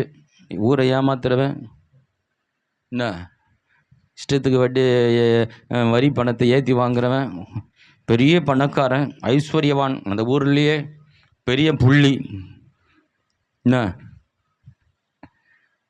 அவர் எப்படிப்பட்டவரோ அவரை பார்த்துற பிறகு அவன் லைஃப் சேஞ்ச் ஆச்சுங்க. ஹல்லேலூயா. நான் சொல்லுகிறேங்க, இருதயத்தில் சுத்தமுள்ளவர்கள் பாக்கியவான்கள். அந்த இருதயத்தில் அவர் பார்க்க ஆரம்பிச்சிருன்னா பாவங்கள் பறந்து ஓடிடும். ஹல்லேலூயா. அவருடைய பிரச்சனத்தில் நம்மளால் யாரும் குற்றப்படுத்த முடியாது, யாரும் காயப்படுத்த முடியாது, யாரும் வேதனைப்படுத்த முடியாது. ஒரு வார்த்தை சொல்லிட்டா கூட நமக்கு ஐயோ இப்படி பேசிட்டவன், நம்ம இப்படி பேசியிருக்க கூடாது, ஆண்டவரே நான் அவசரப்பட்டு அந்த வார்த்தை விட்டுட்டேன், அந்த வார்த்தை கூட நான் பேசுனது தவறுன்னு உங்களால் உணர முடியும். ஹலோ, இருக்கீங்களா? அதுதான் உங்களுக்குள்ளே இருக்கிற பரிசுத்தாருடைய வேலை. பரிசுத்தாருடைய வேலை என்ன தெரியுமா? எங்கே நீ தவறும் பொழுது, எங்கே இடரும் பொழுது, தவறான முடிவுகள் எடுக்கும்போது, இல்லைப்பா தப்பு, நீ செய்கிறது தப்புன்னு உனக்குள்ளே உணர்த்துகிற வேலை தான் பரிசுத்தாவினுடைய வேலை. ஹல்லேலூயா. உனக்கு சரியான தப்பான காரியத்தை புரிய வச்சு சரியான பாதையில் நடத்துகிறது. ஹல்லேலூயா. பாவத்தை குறித்து கண்டித்து உணர்த்துவதும் உன்னை சத்தியத்தில் நடத்துவதுமாய் சத்திய ஆவியானவருடைய பெயர். ஹல்லேலூயா. உங்களை சத்தியத்தை நடத்துவதற்கு தான் சத்திய ஆவியானவர் நமக்குள்ள வந்திருக்கிறார். சத்தியத்தில் நடக்காம வேறு ஆவியானவர் ஆவியானவர் பற்றி அறிவு உங்களுக்கு குறைவா இருக்கிறது. ஆவியானவர் பற்றி தெளிவு உங்களுக்கு இல்லாமல் இருக்குது. ஆவியானவர்னு அப்படியே ஒரு எப்படின்னா, சில இடத்துல பச்சா இந்த ரவி தான் சொல்லிட்டாங்க. ஒரு பெரிய மீட்டிங்கு போயிருந்தையா, அந்த மியூசிக் வாசிக்கிறோம் வரல, சரியா வரலையா, அன்னைக்கு ஆவியானவர் வரல, இன்னைக்கு உடனே ஆளை மாத்திரமே தான் ஆவியானவர் வராரு. அவங்களுடைய நம்பிக்கை அப்படி இருக்கு. பேண்டை வேகம் வச்சதான் ஆவியானவர் வர்றார், இங்க இருக்கிறார். ஹல்லேலூயா. 1-2 பேருடைய நாமத்தில் எங்க கூடுறீர்களோ வார்த்தையை நம்புங்க. வெளிப்புறமான அடையங்களை வச்சு இங்க இருக்கிறாரு அங்க இருக்கிறல்ல, வார்த்தையில் அவர் சொன்னதுதான். 2-3 பேருடைய நாமத்தில் எங்க இருக்கிறீர்களோ அங்க வந்து இருக்கிறார். ஹல்லேலூயா. ஆமா, கீழ்ப்படுகிறவர்களுக்கு தந்தருன்னு பரிசுத்தாவி. நீ கடவுள வார்த்தைக்கு கீழ்ப்படுகிற ஒப்பு கொடுத்த வாழ்க்கைக்கு வந்துட்டீங்களா? கல்வாரை விசுவாசித்து மனம் திரும்பிட்டீங்களா? உனக்குள்ள ஆவியானவர் வந்து விட்டார். ஹல்லேலூயா. இப்படி இருந்தால் ஆவியானவர் இருந்தால் உன்னுடைய கிரியைகளை வைத்து தான் கண்டுபிடிக்கணும். ஹல்லேலூயா. உன் வாழ்க்கையில மாற்றம் வருதா? பாவத்தை உணர முடியுதா? ஒரு சின்ன தவறு செஞ்சாலும் உணர்த்துகிறாரா? உன்னை சரியான பாதைக்கு நடத்துறாரா? புரியுதா? இப்படிதான் போன நல்லா இருக்கு, இது கரெக்டா இருக்கு, நான் வசனத்துல இருந்து பேசுறாரா?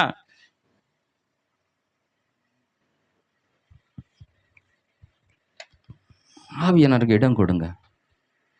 அவர் அவித்து போடாதீங்கன்றாரு. ஆவியானவர் நமக்குள்ளதான் இருக்கிறாரு. ஆவியானவர் ஆமா, ரிலாக்ஸ் ஆகுங்க. போய் தேவ சமூகத்தில் அமருங்க. குழப்பமா இருக்குதா? ஒன்றும் பண்ணாதீங்க. போய் முழங்கலை படிட்டு அமைதியா கண்ணை மூடிட்டு என் தேவனை நினைச்சு கொஞ்ச நேரம் அமைதியா இருங்க. அவரை பற்றி என்ன தெரியும், அவரை பற்றி 4 வார்த்தை சொல்லி, ஆண்டவரே நீ நல்லவரப்பா, ஒரு உண்மை இல்லது, பொறுமையா நிதானமா ரிலாக்ஸா உக்காஞ்சி கொஞ்ச நேரம் துதியை செலுத்துங்க. அவரை பற்றிய மகிமையான காரியங்களை சொல்லி அவருக்கு துதி செலுத்தி பாருங்க. கொஞ்ச நேரத்தில் ஒரு விதமான பிரசனத்தை உணர்வுங்க பாருங்க. அதுக்கப்புறம் உனக்கு எல்லாம் விளங்கும். அவசரப்பட்டு கோவப்பட்டு அதை பண்ணு இதை பண்ணு பாருங்க. ஆவியானவருக்கு இடம் கொடுக்க மாட்டேங்க, மாம்சத்துக்கு இடம் கொடுக்குறீங்க. எவர்கள் ஆவியினால் நடத்தப்படுகிறார்களோ அவர்கள் தேவனுடைய புத்திரராக இருக்கிறார்கள்.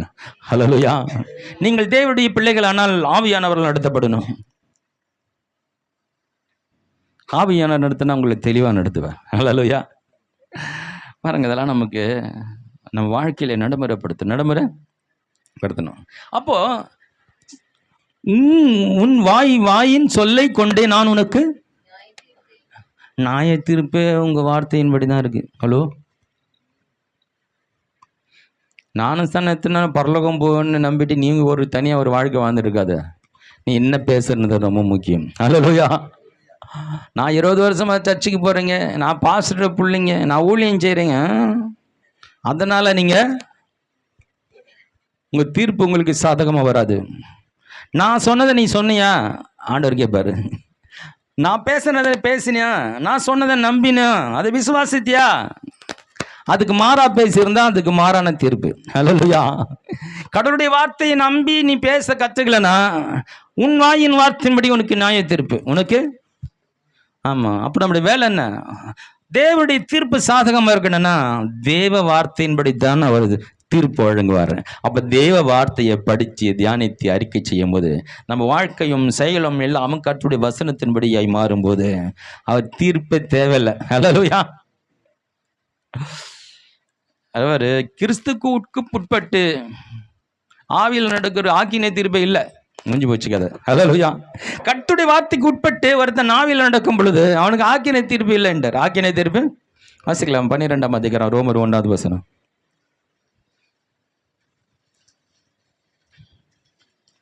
அப்படி இருக்க சகோதரே 11:1 வாசிங்க. 8:1 வாசிங்க. ஆனபடியினால் கிறிஸ்து இயேசு உட்பட்டவர்களாய் இருந்து மாம்சத்தின்படி நடவாமல் ஆவியின்படியே நடக்கிறவர்களுக்கு ஆக்கினை தீர்ப்பு இல்லை. ஆஹா, தீர்ப்பே இல்லைங்க. ஹலோ, நீங்க செலக்டட். நீங்க கிறிஸ்துக்கு உட்பட்டு ஆவியில் நடந்தா யூ ஆர் செலக்டட். உங்களுக்கு தீர்ப்பு தேவையில்லை. உங்களுக்கு தீர்ப்பு நீங்க எப்போ தீர்ப்பு உங்களுக்கு கொடுத்தாச்சு தீர்ப்பு. ஆனால் உன் வாயின் வார்த்தை கடவுளுடைய வார்த்தைக்கு மாறாக இருக்குமானால், கடவுளுக்கு மாறாக உன் ஜீவம் இருக்குமானால் உன்னுடைய வார்த்தையின்படி உனக்கு தீர்ப்பு காத்து கொண்டு இருக்கிறது. ஹலோ, வாயின் வார்த்தை எவ்வளோ முக்கியம் இல்லையா? ஒரு பக்கம் ஆசீர்வாதம் பேசுகிறோம், நல்லது தான். நம்ம வார்த்தை ஆசீர்வாதத்தை கொண்டு வருகிறது. அதே நேரத்தில் நமக்கு நியாய தீர்ப்பையும் கொண்டு வருகிறது. நம்முடைய வாழ்க்கையுடைய தீர்ப்பை நாம எழுதுகிறோம். ஹல்லேலூயா. நாம் எங்கே போனோம், எங்கே இருக்க போகிறோம், என்ன நடக்க போகிறோம், நாம தான் தீர்ப்பு எழுதி கொண்டு இருக்கிறோம். நாம தான். ஆமாம், நீ சொன்னபடி தான் உனக்கு ஆகும். சொன்னபடி தான். ஆமாம். ஒரு பகுதி வாசிக்கலாமா? என்னாகும் புத்தகம் 14ஆம் அதிகாரம். அது ஃபுல்லாக வாசிக்கணும், நேரம் இல்லை. அடுத்த வாரம் அந்த தொடரலாம். அந்த 28ஆம் வசனம் வந்து வாசிக்கலாம். நீ அவர்களோட சொல்ல வேண்டியது என்னவென்றால், நீங்கள் என் செவிகள் கேட்க சொன்ன பிரகாரம் உங்களுக்கு செய்வேன் என்பதை என் ஜீவனை கொண்டு சொல்லு. என் செவிகள் கேட்கிற மறுபடியும் வாசிங்க. என் செவிகள் கேட்க சொன்ன பிரகாரம். ஏன் காது பட நீங்க சொன்னீங்க இல்லையா?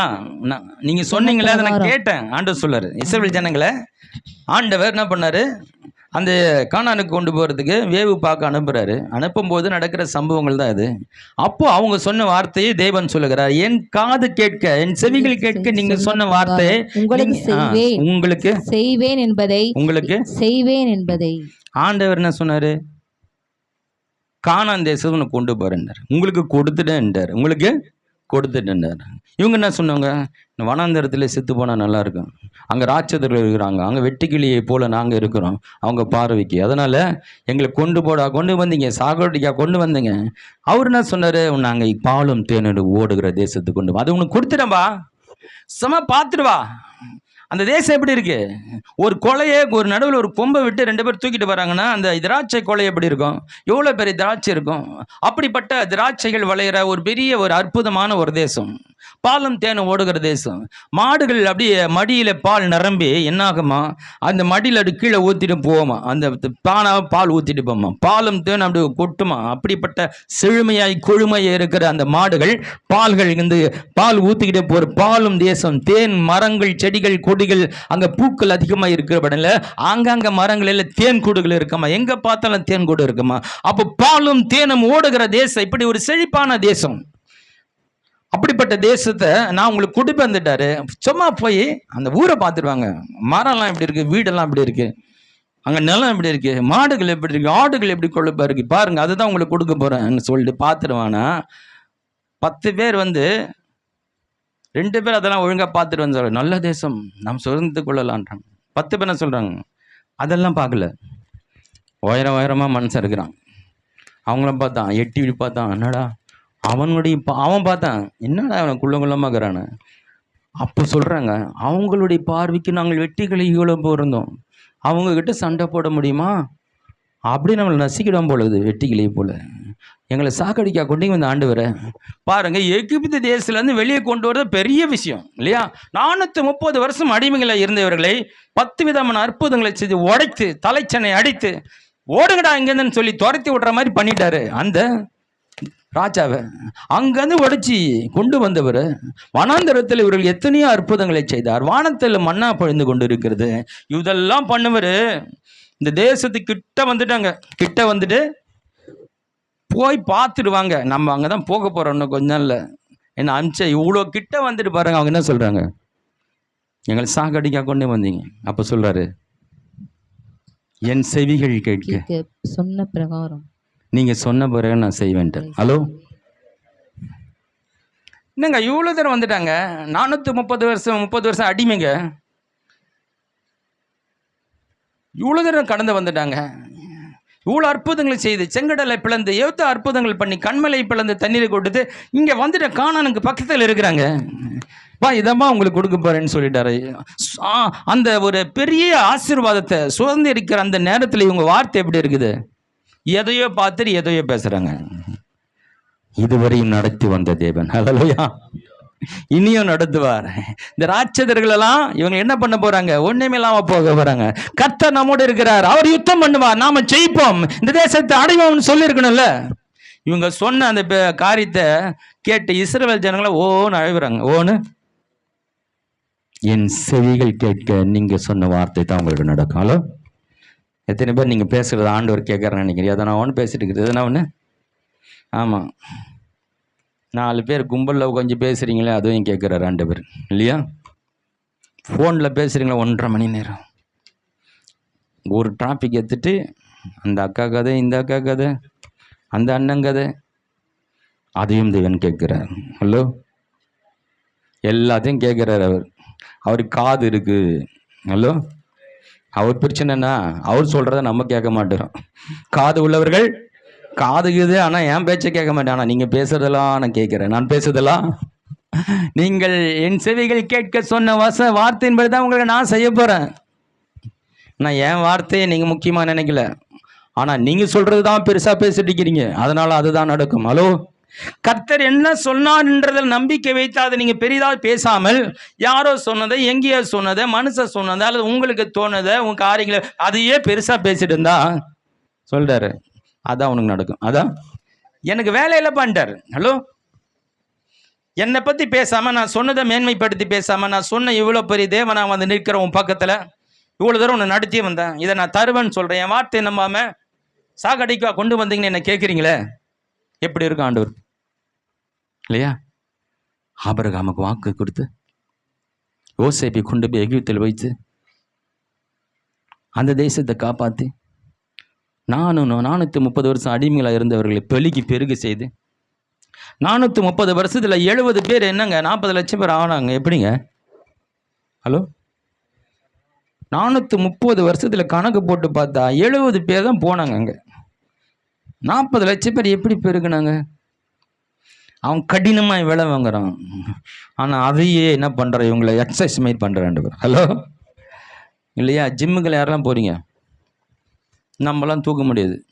அவங்க தூக்கி 10 கிலோ தூக்குறாங்க, அப்புறம் 20 கிலோ, 50 கிலோ தூக்குங்க, அப்புறம் தூக்கி கட்டு மஸ்தானோட மாதிரி வெயிட்டு தூக்கி அந்த மாதிரி தான் என்ன பண்ணுறாரு ஆண்டவர். இவர்களை அடிமையாக கொண்டு போய் அந்த கடினமான வேலை வாங்குறான். உங்கள் கடினமான வேலை செஞ்சு உடம்பெல்லாம் முறுக்கிற ஆரம்பிச்சிச்சு. ஜிம்முக்கு போகிற மாதிரி ஒவ்வொருத்தரும் ஆணும் பெண்ணும் திடம் காத்திரம் ஆயிட்டாங்க. அவன் மறுத்து வச்சு சொல்கிறா, அம்மா நாங்கள் போகிறதுக்கு முன்னாடி அவங்க பிரசவம் ஆகிடுது. அவங்க திடகாத்திரமாக இருக்கிறாங்க, அவங்க பலசாலிகளாக இருக்கிறாங்க. என்ன ஒரு பக்கம் அடிமை நினச்சிருக்கிறான், ஆண்டவர் அவர்களுக்கு உருவாக்கி கொண்டு இருக்கிறார். ஹல்லேலூயா. நீங்கள் ரெடி ஆகுங்க. நீங்கள் பழகி பெறுகிறது வேலை இல்லை. இங்கே நசுக்கி பிசுக்கி எடுத்து என்ன ஸ்ட்ரென்த் ஆக்கி நீங்கள் பழகி பிறகு செய்கிறாரு. பழகி உடம்புல ஒரு ஆரோக்கியத்தை கொடுக்குறாரு பாருங்க. கொடுத்து இவங்களை பழகி பெருகி 430 வருஷத்துல என்னாச்சு? 40 லட்சம் ஜனங்களா பழகி பெருகிட்டாங்க. இப்போ நேரம் வந்துடுச்சு. நேரம் அவங்கள வெளியே கொண்டு வந்து ஒரு தேசமாய் மாற்றும். 40 லட்சம் பேர் ஆயிட்டாங்களா, ஒரு தேசம் ஆயிட்டாங்க. இப்ப அவங்களுக்கு தேசத்தை கொடுக்கணும், நாட்டை கொடுக்கணும், வெளியே கொண்டு வருகிறார். பக்கத்துல கொண்டு வந்து விட்டார். ஹல்லேலூயா. பக்கத்துல கொண்டு வந்து கானான் தேசத்துக்குள்ள போய் பெரிய பெரிய வீடு, பெரிய பெரிய மரங்கள், பெரிய பெரிய காரியங்கள் எல்லாம் பெருசா இருக்கு. இவங்களுக்கு ரெடியா இருக்கு, வீடெல்லாம் கட்டி வச்சிருக்காங்க. ஹலோ, அங்க 430 வருஷம் என்ன பண்ணாரு, இவங்களை அடிமையாக்கி பெருகி செய்தாரு. அங்க கானானியர்கள், ராட்சதர்கள், எங்க வாக்குத்தத்தம் பண்ணார்ல ஆபிரகாமுக்கு, அங்க ராட்சதர்களை உண்டு பண்ணி அந்த தேசத்தை கட்ட வைக்கிறாரு. என்னது, இங்க ஒரு வேலை நடக்குது, அங்க ஒரு வேலை நடக்குது, இங்க நடக்குது. இவங்க பலுகி பெருகிட்டுக்கிறாங்க. இவங்களுக்கான பட்டணங்கள் அங்க கட்டப்படுகிறது. கானான் தேசத்துல ராட்சதர்கள் மிக சிறந்த வீடுகளை பெருசா கட்டிட்டு இருக்கிறாங்க. பெரிய பெரிய தேசங்களை கட்டி கொண்டு இருக்கிறாங்க. அவங்க பெருசா கட்டுறாங்க, இவங்க பலுகி பெருகி கொண்டு இருக்கிற நேரம் வந்தது. ஆண்டவர் வந்து எகிப்தில் மீட்டு கொண்டு வந்து கானான் தேசத்து பக்கத்துல கொண்டு போயிட்டார். சும்மா ஒரு வாட்டி ஒரு சாம்பிள் பார்த்துடுவாங்க, ஒரு காட்சியை பாருங்க இல்லையா. நான் அடிக்கடி சொல்ல, ஊட்டி போய் பார்க்கலன்னு என்னப்பா, யூடியூப்ல டிவியில் போட்டால் ஊட்டியில் என்ன இருக்குது கொஞ்ச நேரத்தில் காமிச்சிடுறாங்க.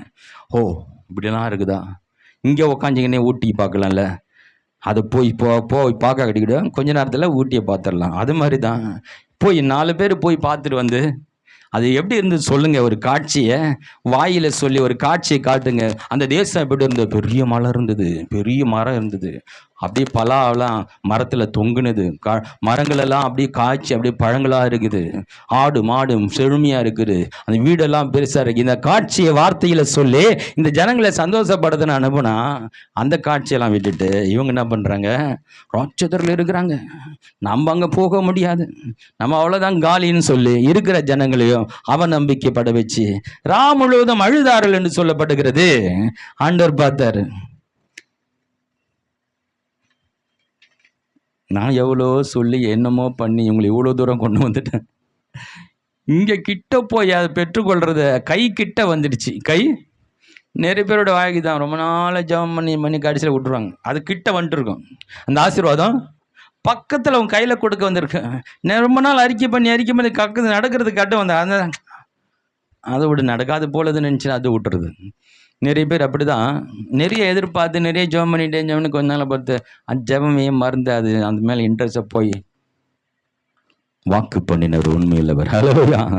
கானான் பக்கத்தில் கொண்டு வந்து, அப்பா இதான் உனக்கு கொடுக்க போகிறேன், உனக்கு கொடுத்துட்டேன் பாருங்க. நிறைய கிறிஸ்துவ வாழ்க்கையில் நம்பிக்கை ஆண்டோட தேடி வந்து அன்றைக்கே நாட்கள் அன்றைக்கே எதிர்பார்த்து வாழ்ந்து வரும்போது கடைசியில் ஒரு காலத்தை நடக்காது போல் நம்மளை எவ்வளோ நாள் ஜெபம் பண்ணிட்டு இருக்குதுன்னு சொல்லிட்டு அதை அப்படியே விட்டுறது, அப்படியே மறந்து போகிறதில்ல.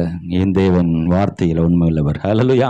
இப்போ அது மாதிரி கடைசி நேரத்தில் வந்து இதுன்னா அப்படி இருக்கு இப்படி இருக்கு, உயரமாக இருக்கிறான், அங்கே வெட்டிக்கிளியில் போல இருக்கு, அப்படி இருக்குன்னு சொல்லி அவன் நம்பிக்கையின் காரியங்கள். செத்தா நலமா இருக்குமே, நாங்கள் இங்கே அங்கே போய் சாவறதில்ல, இங்கேயே செத்துட்டா நல்லா இருக்கேன்னு சொல்லி சாவை குறித்து பேசுவது இல்லையா. எவ்வளோ பெரிய ஆசீர்வாத வாழ்க்கையை பற்றி தேவன் பேசுகிறாரு, இவங்க அப்படி ஆப்போசிட் டைரக்ஷனில் பேசிக்கொண்டு இருக்கிறாங்க. தேவ வார்த்தைக்கு விரோதமான காரியங்களை பேசிக்கொண்டு இருக்கிறாங்க. இப்போ தேவன் என்ன செய்ய முடியும்? நான் சொல்றதை நீ சொன்ன உனக்கு நடக்கும், ஆனால் நான் சொன்னதை சொல்லதை விட்டது நீ எதையோ பார்த்து எதையோ சொல்லி கொண்டு இருக்கிறேன் பாதாரு. உன் வார்த்தையை மீறி என்னால் ஒன்றும் செய்ய முடியாது. ஹலோ, நல்லா கவனிச்சிங்க. நீ எவ்வளோ பெரிய பரிசுத்தவானா இருந்தாலும் உன் வார்த்தையை தாண்டி ஆண்டவரால் ஒன்றும் செய்ய முடியாது. ஹலோ, உன் நம்பிக்கையை தாண்டி தேவன் உனக்கு ஒன்றும் செய்ய முடியாது. நீ பேசுகிற வார்த்தையை தாண்டி தேவன் செய்ய முடியாது, தேவனும் செய்ய மாட்டார். அவர் ஒன்று சொன்னார்னா அவரும் மாற்றிக்க மாட்டார், அவரும் சொன்னது தான். அதே போல் அடுத்தவனுக்கு போய் அடுத்தவன் நம்பாத ஒன்று அவனுக்கு போய் செய்ய மாட்டார் இல்லையா. தன்னுடைய வார்த்தையை ஒருத்தர் நம்பாதவனுக்கு போய் அவரால் ஒன்றுமே செய்ய முடியாது. தன்னுடைய வார்த்தையை விசுவாசிக்காதவனுக்கு அவரால் ஒன்றும் செய்ய முடியாது. அந்த வார்த்தை வேலை செய்யாது. ஆனால் கடவுளையே பார்க்காமல் போனாலும், யாருன்னு தெரியாவிட்டாலும், அவருடைய வசனத்தை எங்கேயோ படிச்சுட்டு எவனோ அதை விசுவாசித்து அவனுக்கு அற்புதம்லாம் நடந்திருக்கு. ஹல்லேலூயா.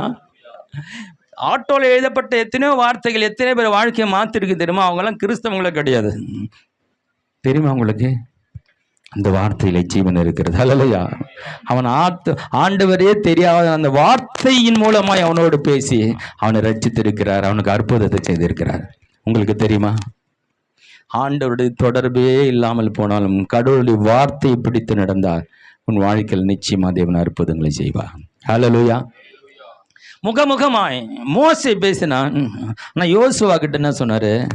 பைபிளை உள்ள வச்சிருப்பா, பைபிளை உள்ள வச்சிரு. நான் பேசின அந்த வேலை உனக்குள்ள இருந்து அந்த வார்த்தை பேச ஆரம்பிச்சிடும். ஹல்லேலூயா.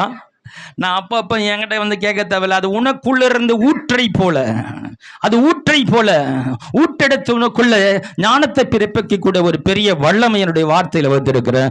அது உனக்குள்ள வச்சுட்டா போதும், நீ புத்திமானாய் புத்திசாலியாய் மாறி விடுவார். எந்த நேரத்தில் எதை செய்யணும், எப்படி செய்யணும் ஒரு ஞானம் கடவுளுடைய வார்த்தையில் உனக்கு கிடைக்கும். ஹலோ, அறிக்கையை பற்றி புரிஞ்சுக்கும் போது அந்த அறிக்கைக்குள்ளே போகிறதுக்கு முன்னாடி இதெல்லாம் நம்ம கொஞ்சம் தெளிவாயிட்டோன்னா அதில் நமக்கு இன்ட்ரெஸ்ட் ஆகிடும் இல்லையா?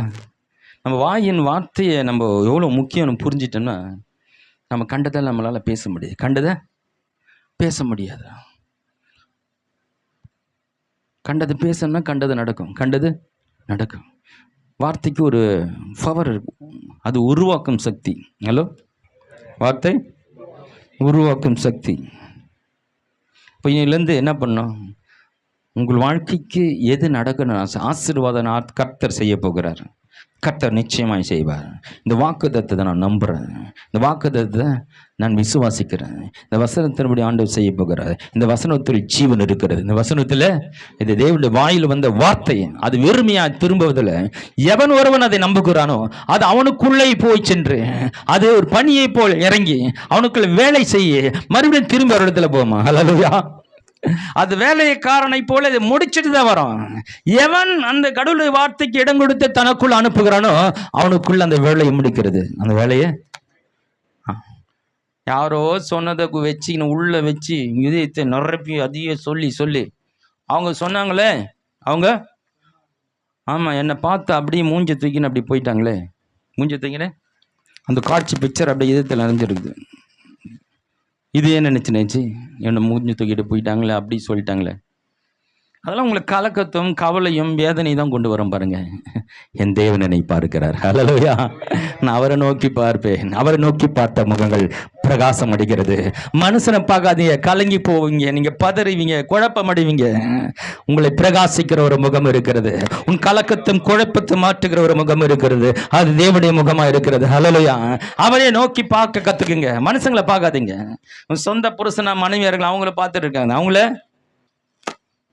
அவங்கள பார்க்குறதுன்னா மூஞ்ச திருப்பிக்கிறத பற்றி சொல்லலை, அவங்களுடைய காரியங்களே கவனித்துக்கிறோம். நீ இப்படி சொன்னியே, நான் அப்படி பண்ணியே, அதுதான் முகத்தை பார்க்குறது, அதுதான். அதை விட்டு அவங்க என்ன சொல்கிறாங்கன்ற அதை பிடிச்சிட்டு இருக்காதிங்க. என் தேவன் என்ன சொல்லியிருக்கிறார், ஹல்லேலூயா, நான் யாருன்னு சொல்லியிருக்கிறார், என்னால் என்ன முடியும்னு சொல்லியிருக்கிறார், எதை செய்வேன்னு சொல்லியிருக்கிறார், என்னை குறித்து அவருடைய திட்டம் என்ன, எதுக்கு என்னை இந்த உலகத்தில் பிறப்பித்திருக்கிறார், ஆண்டவர் என்ன செய்ய விரும்புகிறார், ஆண்டவரே அப்படின்னு சொல்லி அவரை பார்க்க ஆரம்பிக்கும் போது, அவர் மேல் தாகமாக இருக்கும்போது நம்ம ஆண்டவர் பயன்படுத்துவாங்க. ஹல்லேலூயா. நம்ம அவருக்காய் பிறந்திருக்கிறோங்க, அவர் நம்மளை பயன்படுத்தும், நம்மை கொண்டு ஏதாவது செய்யணும், நம்ம அர்ப்பணிக்கணும் அவருக்கு. அதை விட்டு நேரத்தை வீணடிச்சு அதையும் இதையும் பேசி வீணான காரியங்கள் நேரத்தை நீங்க வீணடிக்காதீங்க, அடிக்காதீங்க.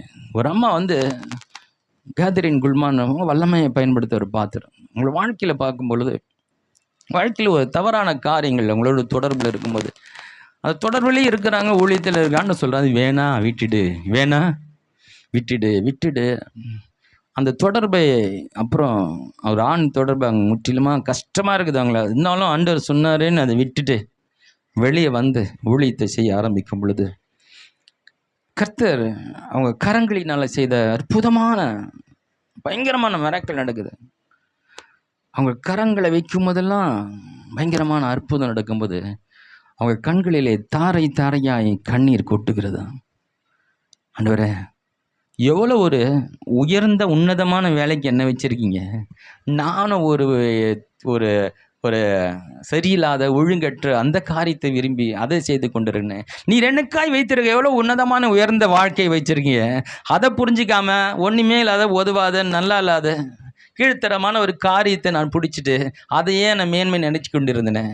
என்னை அதை விட்டு வெளியே வந்த பிறகு தான் என்னை நீ பயன்படுத்தும் போது தான் எனக்கு தெரிஞ்ச ஆண்டவரே எவ்வளோ மேன்மையான காரியத்தை என்னோட நீங்கள் வச்சுருக்கீங்கப்பா. எவ்வளோ உன்னதமான ஒரு காரியம். எப்படி என்னால் இத்தனை பேர் விடுதலை பெற்று போகிறாங்க, இத்தனை பேருக்கு சுகம் கிடைக்கிறது, இத்தனை பேர் ஆசீர்வதிக்கப்படுறாங்க. இந்த உன்னத வேலையை செய்கிறதுக்கு என்ன தேர்ந்தெடுத்தீங்களப்பா. நானும் ஏதோ தேவையில்லாத தேர்ந்தெடுத்தேனே. ஹலோ, நீங்கள் எதை தேர்ந்தெடுக்கிறீங்க? ஒன்றுத்துக்கு உதவ தூக்கி போடுங்க, அதை பிடிச்சிக்கின்னு பேசியிருக்கீங்க. கர்த்தர் உங்களை கொண்டு பெரிய காரியங்களை செய்ய வல்லவராக இருக்கிறார். ஹல்லேலூயா. ஒரு வார்த்தையை இதயத்தில் வைங்க. 40 லட்சம் ஜனங்களுக்கு யோசுவாய் ஒரு தலைவனாக்குனது போல அநேகருக்கு ஆசீர்வாதம் பாத்திரமா உங்களை மாற்ற ஒரு வல்லவராக இருக்கிறார். ஹல்லேலூயா. என் வாயில வருகிறது கடவுள் வார்த்தையை மட்டும் இருக்கணும். தீர்மானம் பண்ணுங்க. அவங்க சொன்னதை இவங்க சொன்னதா அதெல்லாம் நமக்கு தேவையில்லை. அது ஜீவன் இல்லாத வார்த்தைகள், அது குழப்பத்தின் வார்த்தைகள், குடும்பத்தை பிரிக்கும் வார்த்தைகள், குழப்பத்தின் கலகத்தின் வார்த்தைகளை தூக்கி போடுங்க.